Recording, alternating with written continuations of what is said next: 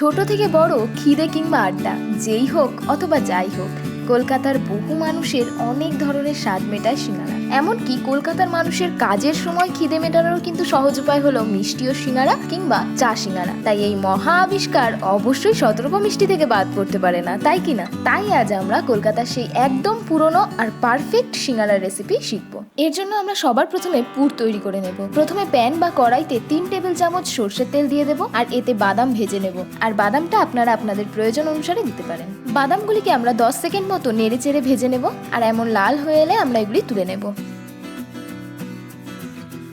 তারপর আমরা এই একই তেলে 2টি শুকনো লঙ্কা একটু ফাটিয়ে দিয়ে দেব আর 1 চা চামচ পাঁচফোড়ন দিয়ে দেব।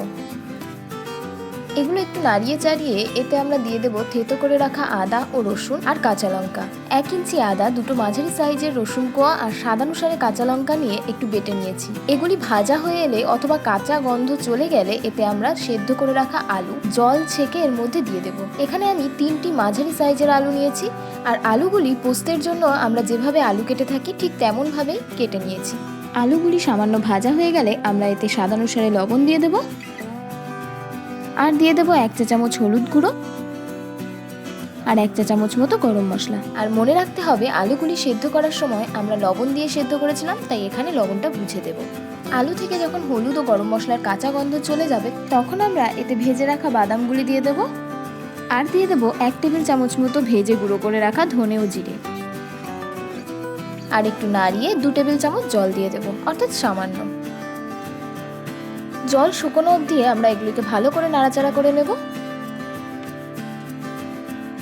জল শুকিয়ে গেলে আমরা এটি নামিয়ে নেব আর একটি পাত্রে ঢেলে ঠান্ডা হতে দেব। আপনি চাইলে ফ্রিজেও রাখতে পারেন। আর এই সময়ের মধ্যেই আমরা ময়দাটাও মেখে নেব। আমি এখানে বাড়ির সাধারণ কাপ মেপে 3 কাপ ময়দা নিয়ে নিয়েছি, যা দিয়ে আমরা মোট 9টি মাঝারি সাইজের সিঙ্গারা তৈরি করতে পারবো। এবার আমরা এতে 1 চা চামচ কালো জিরে দিয়ে দেবো আর দিয়ে দেবো 2 চা চামচ লবণ অথবা স্বাদানুসারে। এবার এগুলিকে ভালো করে মিশিয়ে নেব আর এরপর এতে তেল দিয়ে দেব 3 টেবিল চামচ, অর্থাৎ বাড়িতে যে বড় মাপের চামচ আমরা ব্যবহার করি তা মেপেই রিফাইন তেল দিয়ে দেব। এবার এই তেলটিকে ভালো করে আমরা মিশিয়ে নেব আর আপনি চাইলে ঘিও ব্যবহার করতে পারেন। আর তেল মেশানো হয়ে যাওয়ার পর আমরা এইভাবে মুঠো করে দেখব সমস্ত অংশে তেল মিশে গিয়েছে কিনা। মুঠো তৈরি হলে বুঝতে হবে তেল সমস্ত অংশে বর্তমান। এবার এতে অল্প অল্প জল মিশিয়ে একটি অমসৃণ শক্ত ডো তৈরি করে নেব। আমার এখানে 1 কাপ মতো জলের প্রয়োজন হয়েছে। ডো তৈরি হয়ে গেলে আমরা এতে সামান্য তেল লাগিয়ে রেস্ট হতে দেব। ডোটি 10 মিনিট মতো রেস্ট হয়ে গেছে আর পুরটিও ঠান্ডা হয়ে গেছে। এবার আমরা সিঙ্গারা তৈরি করে নেব।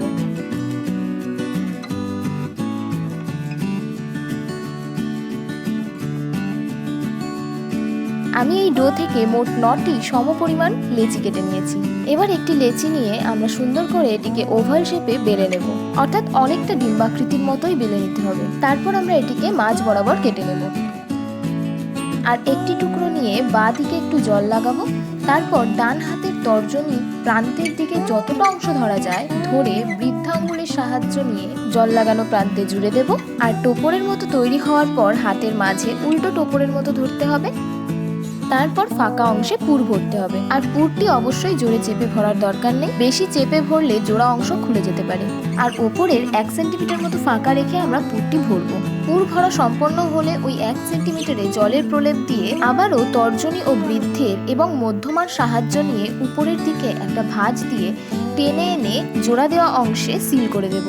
এইভাবে সমস্ত অংশটা সিল করার পর আমাদের সিঙ্গারা তৈরি। দেখুন সমস্ত সিঙ্গারাগুলি তৈরি হয়ে গেছে, এবার শুধুমাত্র ভাজার অপেক্ষা। এবার সিঙ্গারাগুলি ভেজে নেওয়ার জন্য আমরা কড়াইতে তেল দিয়ে দেব আর 5 সেন্টিমিটার মতো গভীরতা যাতে তৈরি হয় ঠিক এমনভাবেই কড়াইতে তেল দিয়ে দেব, যাতে আমাদের সিঙ্গারাগুলি সম্পূর্ণ ডুবে যায়। 3 মিনিট মতো তেলটি গরম হলেই আমাদের সিঙ্গারা ছেড়ে দিতে হবে।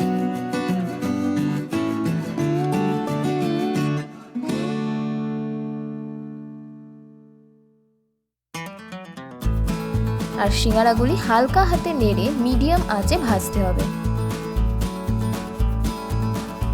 আর এমন লাল হয়ে গেলে আমরা সিঙ্গারাগুলি তুলে নেব।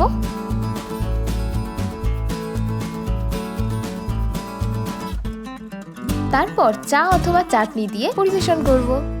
শতরূপা মিষ্টির সমস্ত রেসিপি বিস্তারিত জানতে আপনি আমাদের ব্লগ চেক করতে পারেন। আমাদের সম্পর্কে আরো জানতে আমাদেরকে ইনস্টা পেজেও ফলো করতে পারেন, লিংক ডেসক্রিপশনে আছে। আর আজকের এই সুন্দর রেসিপিটি যদি আপনাদের ভালো লেগে থাকে তাহলে লাইক করুন, আমাদের কিছু জানার থাকলে কমেন্ট করুন, আর এমন রেসিপি আরো পাওয়ার জন্য আমাদের চ্যানেলটি সাবস্ক্রাইব করুন আর বেল আইকনটি অবশ্যই প্রেস করুন।